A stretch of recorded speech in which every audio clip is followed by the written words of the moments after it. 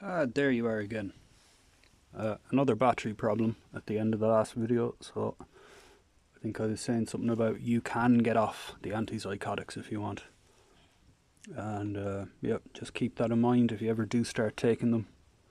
Hang on to that bit of sanity and give yourself a break. Take them. Just let the symptoms dissolve, go away. There's an adjustment period, and then there's, you're still sort of aware of the relief. And then after a few weeks, it's like you get used to you don't really get used to it. Being on antipsychotics, it doesn't get any better. You don't. Yeah, it depends on dosages and your own situation and all that kind of stuff. But yeah, always remember that you're going to get off them, and you're going to be preparing yourself as well as you can while on them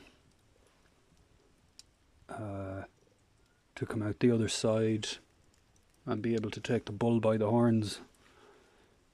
There's probably going to be some symptoms coming back. Mood is not going to be flat anymore.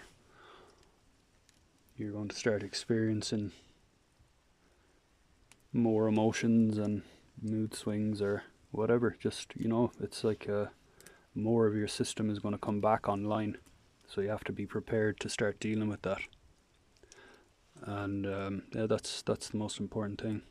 And then, if possible, have a plan. Obviously, you've got your titration period, they call it. Slowly taking less and less of the medication. But I mean, a plan for afterwards. Like, how are you going to improve your life? Are you going to do therapy? Are you going to do more exercise? Improve your diet? Cut out the caffeine or cut out any other drugs or alcohol, whatever it is. Maybe you have to move house, maybe you have to leave the country and go and do something sort of extreme, which is what I ended up doing. I came off the antipsychotics. I was on them for less than a year, and it took me maybe I was on a strong dose for maybe 9 or 10 months, and then it took me, I think, another kind of 4 to 5 months to wean off them, which was a bit fast, but I was determined to get off them, and I knew that I was going to be dealing with the same sort of issues regardless. So it's not like I was expecting to get off them and then just be fully cured. I knew that the demons, or whatever you want to call it, was going to come back, and that I would have to deal with it. And yeah, it was. And this is where I say it's good to have a plan ready for afterwards, because I didn't really have a plan. My plan was just to get off the drugs and see what happened.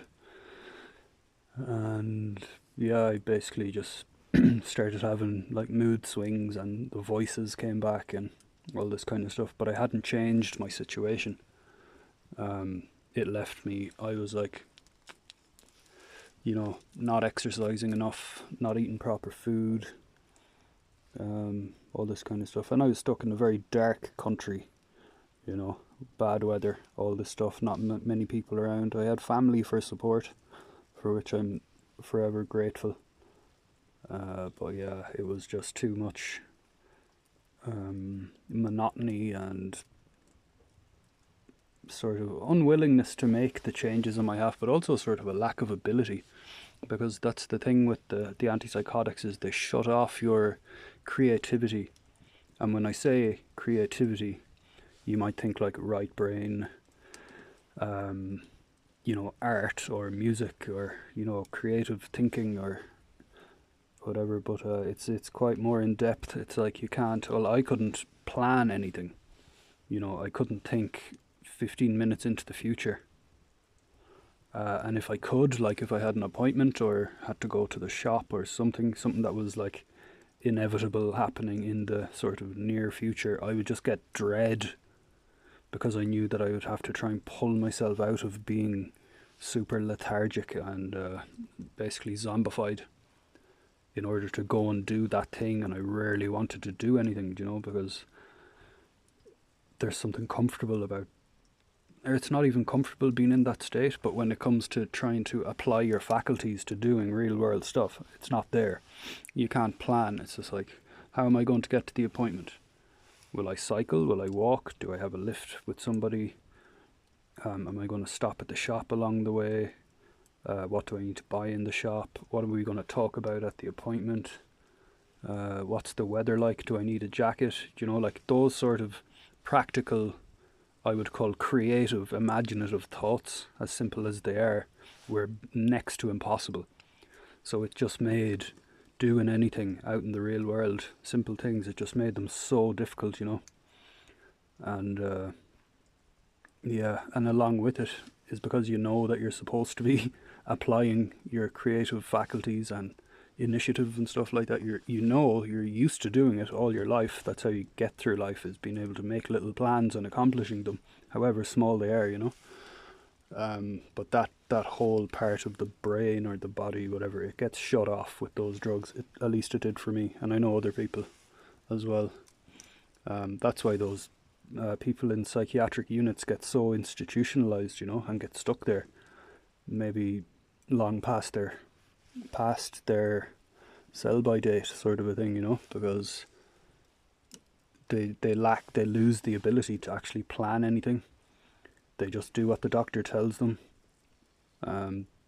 They wake up in the morning, they go for their meal, they do whatever, they go for another meal, they do whatever, they go for the evening meal, and then they go back to bed, and it's just rinse and repeat all the time. The capacity to actually, willingness to, like, what can I do to improve myself, or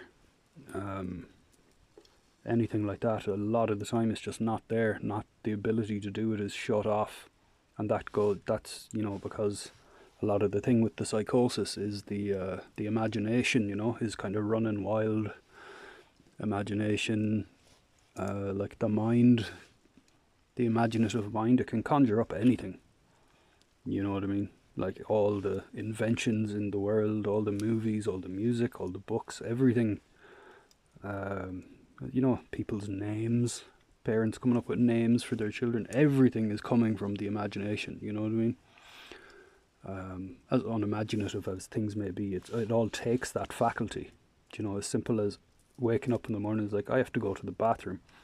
At some point you didn't know how to do that, but eventually you did, because at some point you engaged with your imagination and imagined yourself waking, after you woke up, walking to the bathroom. And so these like little videos or whatever it is play out in our mind, and we go to achieve them. But in a psychotic state, that aspect of the mind becomes unbridled, and differentiating between that and what's happening around us in the 3D sort of reality, that's where a lot of the difficulty comes in, and then you might get a synchronization between the imagination and what's happening around, maybe on the another layer past that, in the world where other humans are and the rest of the world is, and our imagination is like an overlay on that, directly connected to our own perception and emotional system and everything. So stuff that we're imagining is making us feel a certain way, and then every now and again it clicks in line with what's happening externally, and so we can become really convinced that what we're imagining is being verified by what's happening in the physical world, and being affirmed and stuff by the actions of other people. And then then there's like a domino effect of various emotional reactions which all affirm either fear or horror or joy or grandiose delusion or whatever it is, whatever type, what you're going through at whatever time, So the antipsychotics shut off the imagination part and a lot of the emotional part. So you don't have that problem. The mind isn't conjuring up voices that are speaking to you. It seems like you have no control over them. It seems like they're coming from somewhere external, maybe, or people that you know, what they would say if they were listening to your thoughts and all this kind of thing. You know, that's all just imagination. I'm not saying it's any less frightening or whatever, but it is the imagination. The imagination is so vast that it can convince our single pointed perception of many things, you know, and that's it. Yeah, and it's just a lack of ability of dealing with the imagination, harnessing it, that sort of thing. So the antipsychotics, they figured out with chemicals how to turn that off, and yeah, so that's where the symptoms go. I don't know all the biochemical neurology behind all of that, so I'm not going to get into it or try to get into it. I'm just going from my own sort of subjective, objective experience of it all and trying to simplify it so you can understand. But it is quite simple. Obviously, perception, delusions, psychosis, affirmations, being convinced of this and that, voices telling you things, seeing things, feeling things, you know, that's not simple. That does not, we do not experience that as simple. It's complex, and you know, it can be thoroughly convincing as well, because it's you know, that's the mind. The mind can allow us to convince ourselves of anything, which, like any tool in the universe, has a good and a bad application.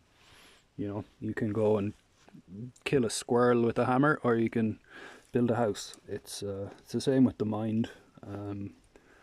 And if someone hands you a pneumatic drill before you're ready to handle it, or you go and grab one before you're ready to handle it, and you know, you turn on a pneumatic drill and press go, you know, you're going to do all sorts of damage. So you just have to put it down, and I think that's sort of like the situation people get themselves into. Maybe not by conscious choice, but you know, if you're doing a load of drugs or smoking cannabis and stuff, and you're trying to experience more highness or more nice psychedelia or whatever it is that these drugs do for people, recreational drugs I'm talking about mostly, that's also the angle I mostly go for as well, because I don't have a diagnosis of schizophrenia. My diagnosis is long-term psychotic disorder. So it's not drug-induced psychosis either. It's a long-term psychotic disorder. That's what I was diagnosed with. Luckily, it wasn't a schizophrenia diagnosis. I think there's something that feels very terminal about that. Whether that's true or not, I don't really know. It's a misunderstood thing anyway, especially in Western medicine. But so messing around with psychedelics and all that is we're trying to decondition or whatever harness is naturally there through our own personal growth through life, like physical and mental growth. We're trying to remove that and allow the mind to just go full expansive, which, you know, subjectively can be extremely pleasant, like a psychedelic experience, you know, or being really high on weed or whatever it is. And a lot of the time we're trying to chase that, and we're kind of eroding the structure of the mind. And that's what I made that analogy about, sort of, you know, just grabbing a tool that we're not prepared to manage. You know what I mean?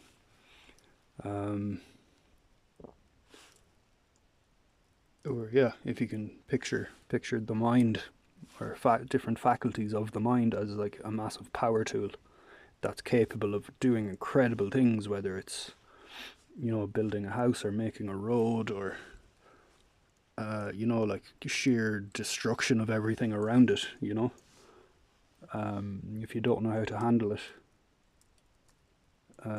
you're gonna cause trouble.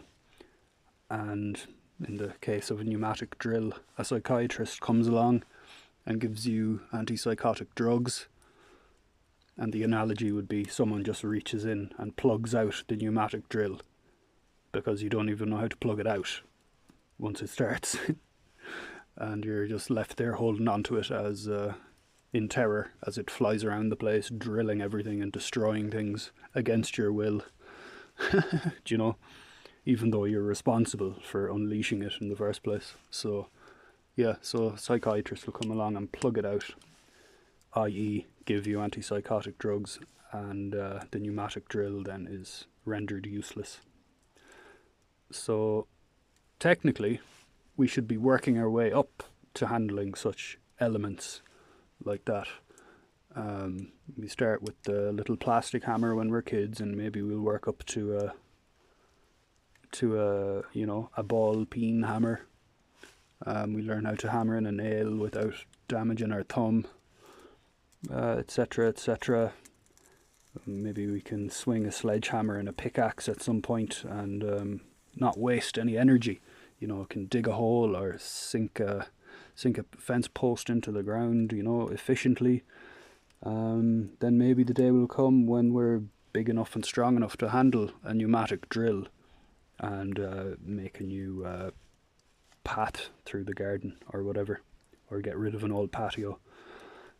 And the analogy there would be, you know, maybe we're just not taught how to handle the mind as we get older, especially in the West. Like, I've been to enough countries around the world now to know that in some places people are taught how to handle their mind with meditation as they grow older. You know, how to stay calm, how to use their imagination efficiently, how to emotionally regulate without being tired and exhausted from doing it, and this kind of thing. It's not really in the Western culture. And I think that's a lot of the time where people veer off into alcohol and cannabis and then later psychedelics or other stimulants and things like that. And it's not like it's maybe not some genetic thing being predisposed to psychosis, or it's just we're going for the heavy power tools before we're able to manage it, you know. And yeah. So coming off the antipsychotics is you're essentially plugging the pneumatic drill back in. You know, you're not going back to a nice handheld 9-volt battery drill, which is like a Makita or whatever, that's easy to handle, and you know, you just let go of the trigger and it stops working. You know, it's not quite so intense as the big jackhammer, but you know, you've gone to that stage, so you're going to pick up where you left off, and that's what you have to be, you know, preparing yourself for. In my case, I started doing ketamine when I got off the antipsychotics. I'm not suggesting that for anyone. It's a very toxic drug. If anyone tells you it's not, they're lying. Like, it does have its benefits. I'm not going to list what those are. If you've done ketamine and enjoyed it, you know what I mean. But you know, it is highly addictive mentally, and yeah, all you have to do is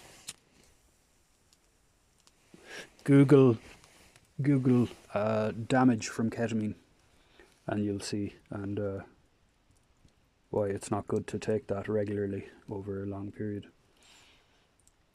But that's what I did, and in my case, mentally, it really helped me adjust back to you know, having like full emotions and stuff like that. My creative capacity for thinking did not come back online for quite a few months. But now I had no excuse anymore of being sort of lazy, you know. Not that being doped out of it on a couch on tablets is, you know, it's like you have an excuse to be lazy. It's just you have to be lazy, really. In my case, I didn't really have a choice.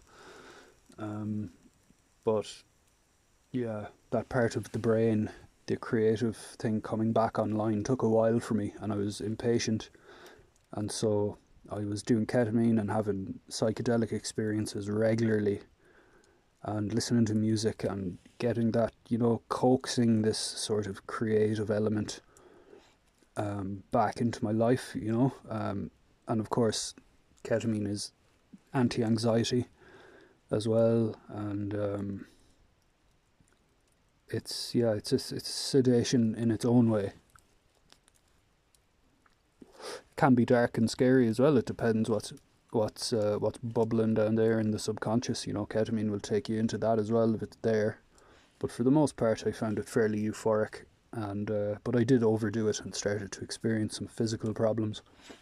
Not going to get into that now. So cleverly enough, I stopped taking it once that had begun, and I came okay again after like a week or less than 2 weeks.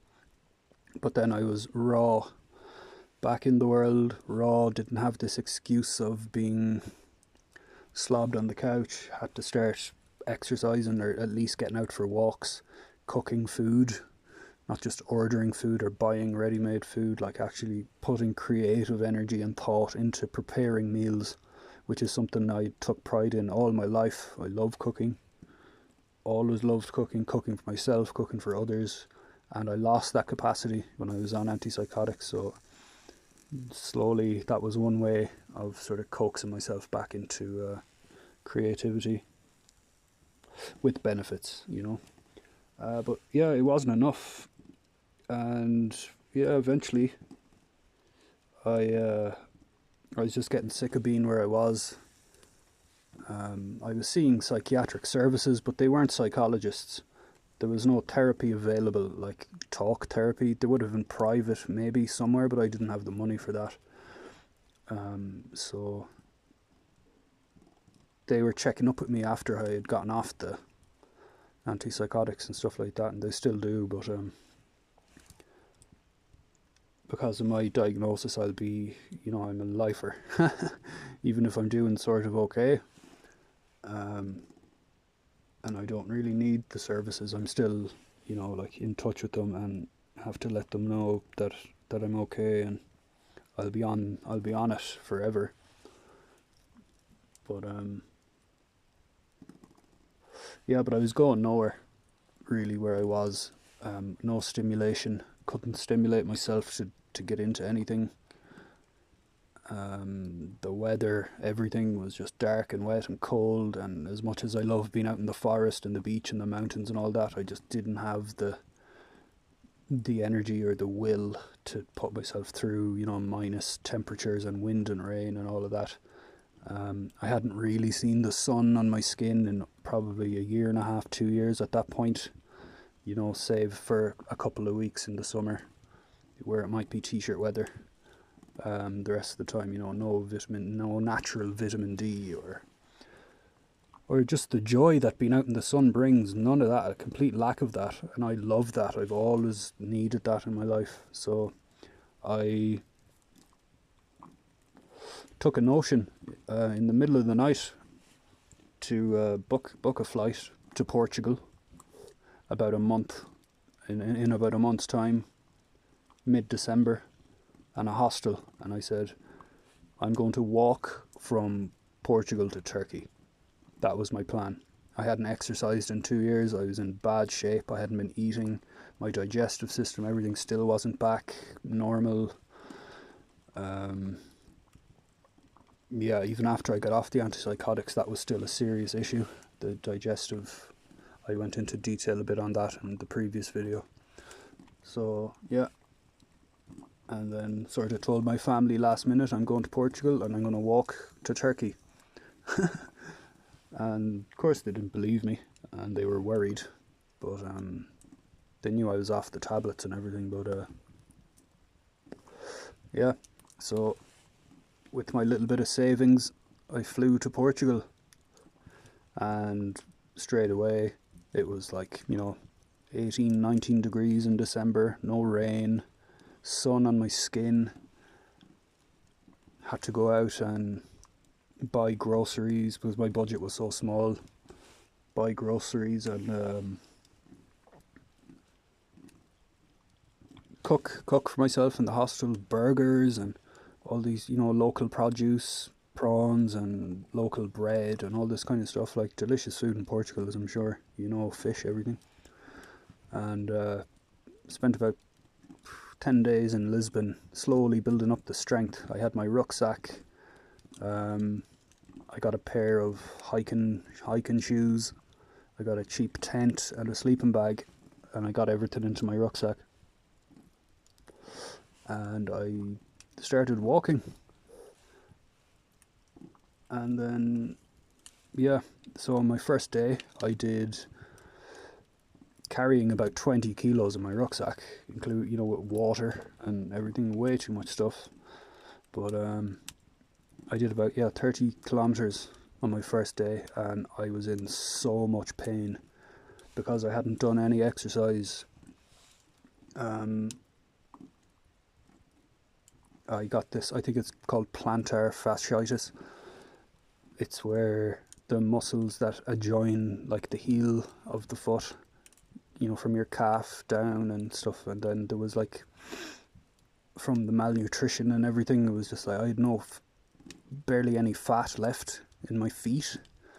So walking for a long distance with heavy weight, I just went into crippling pain, and that travelled up to my knees.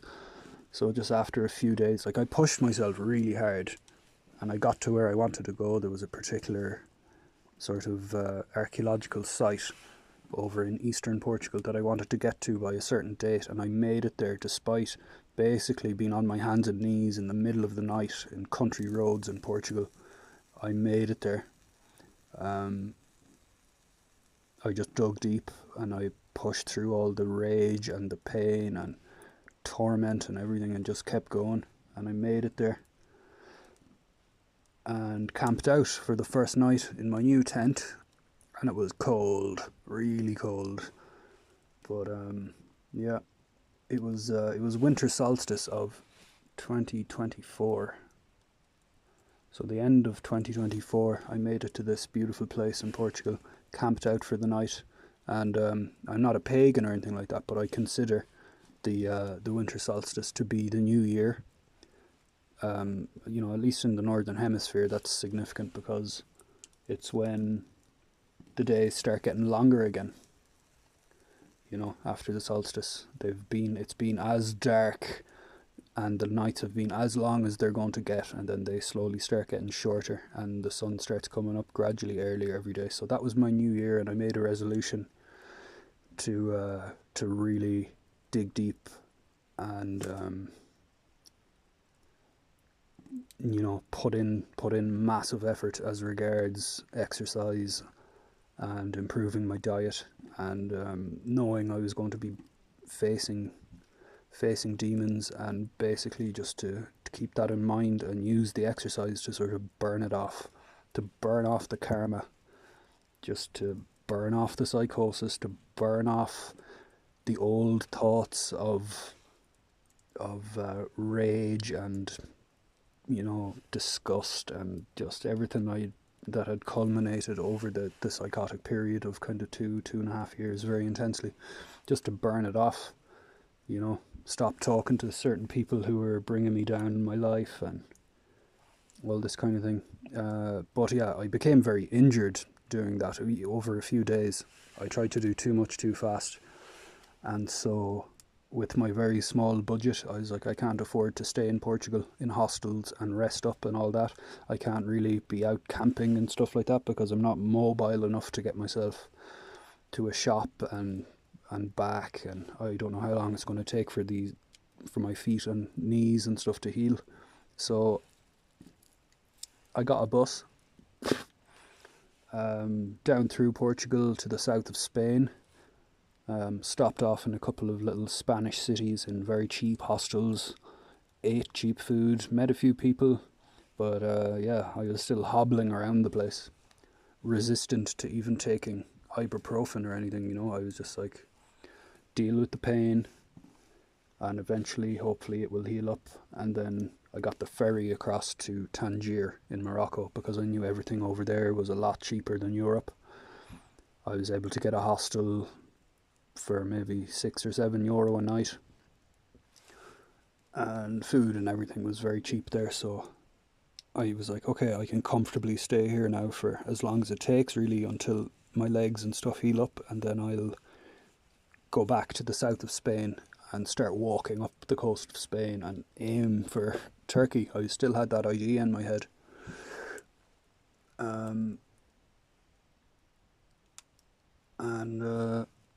And then I met a Danish man. Shout out to Thomas if you're listening. An angel appeared in my life in Tangier. He had just cycled from Copenhagen to Tangier, 5-ish thousand kilometers, and he was continuing on to Marrakesh, which is down in sort of central Morocco. I think it was maybe 600 or 700 kilometers more he was going to do.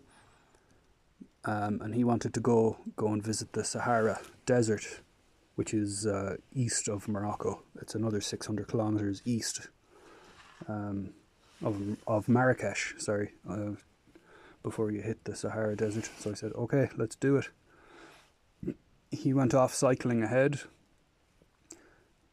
We hung out for a few days, walking around, and at some point we were standing somewhere on some street, and one of the things that was wrong with my knee, it just popped. Like a tendon or something that had been really, really tight and painful just released. And then all of a sudden, then over the next couple of days, I was able to walk properly again and get up and down the stairs without agony, So that was a big development. And so Thomas went off ahead. He reckoned it was going to take him between 7 and 9 days to reach Marrakesh. And I was going to just slowly make my way on buses and stuff like that down the coast. So I got a bus after a couple of days down to Asila, it's called, Asila, small enough town. And then I got an apartment there for one night. I think it was like pretty cheap. It was like €12 for a whole apartment. Especially in Morocco, once you get outside the tourist areas, super cheap. You'll get a decent sandwich off a street guy for €1, with chicken and salad and hot and chili sauce and lovely stuff, and a cup of tea then for 20 or 30 cents to wash it down. Like really affordable. Good quality stuff as well.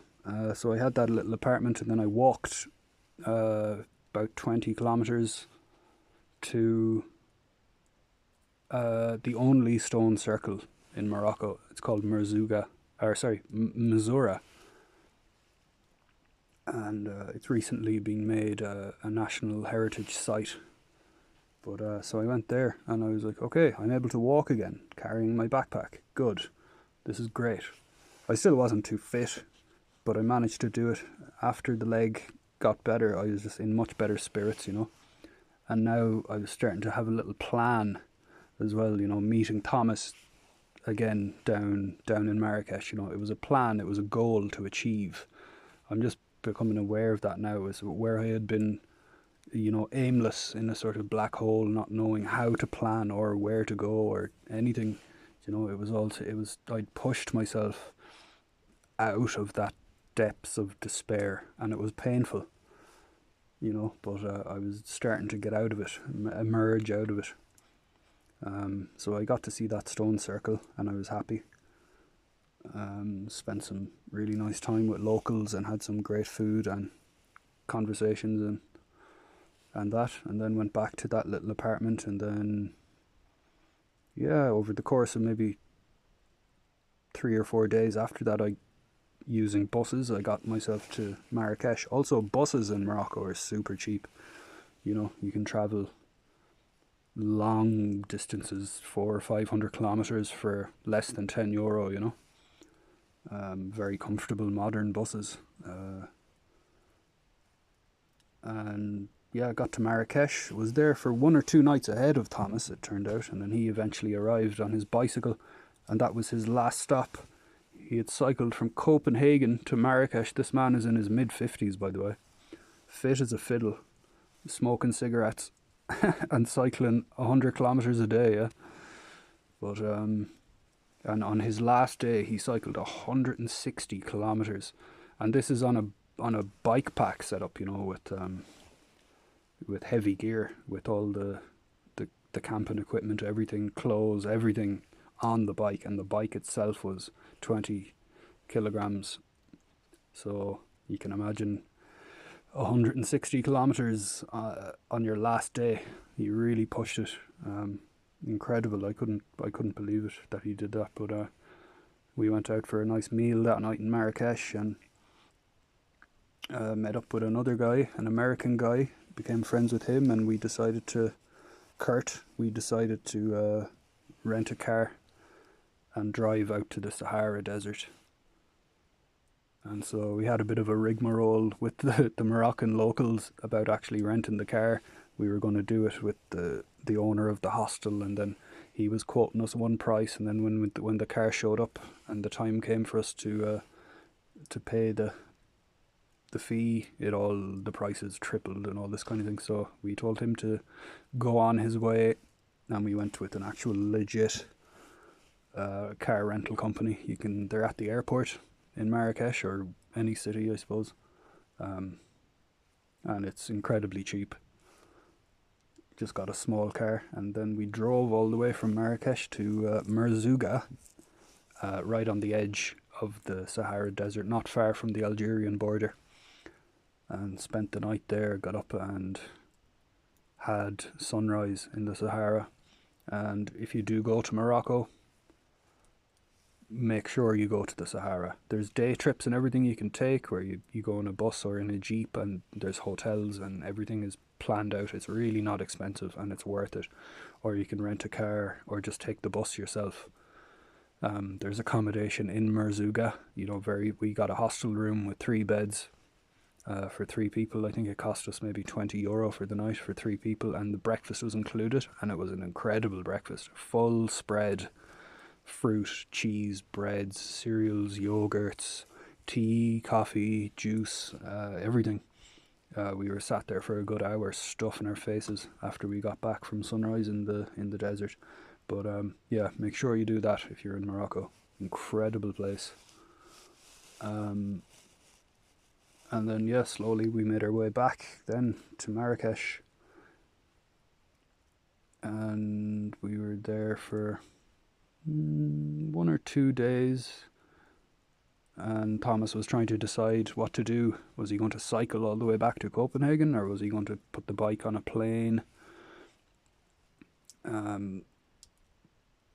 Or take trains all the way back, or ferries, or how he was going to do it. And then he just decided, I'm just going to fly back. Rob,